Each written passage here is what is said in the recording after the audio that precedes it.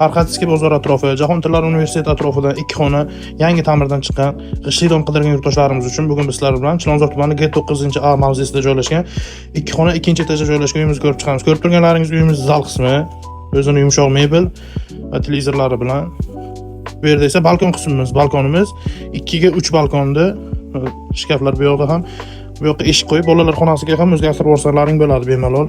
Bu yerda esa ota-onalar yotoqxonasi. Uyimiz 4 qavatli binoni 2-qavatida joylashgan. Umumiy maydoni 49 kvadratdan iborat. Ko'rib turganlaringdek. Bu yerda esa uyimizda oshxona qismi, o'zini o'tirib ovqatlanish uchun stol, stul va kerakli barcha texnikalar bilan jihozlangan. Uyimizda orientirga keladigan bo'lsak, Jahon tillari universitetining orqasida, bu yerda esa sanuzilimiz. Qishlik dom bo'lganligi sababli birgalikda bo'ladi. Sanuzil glavniy eshikdan kirib kelish, stroyning shkaflari bilan. Ushbu videoda ko'rgan uyimizda barcha mebel va texnikalari bilan birgalikda 79 ming AQSh dollarga xarid qilishingiz mumkin. Agarda kimgadir qiziq bo'lsa, opsiyadagi raqamlarga qo'ng'iroq qilishingiz mumkin.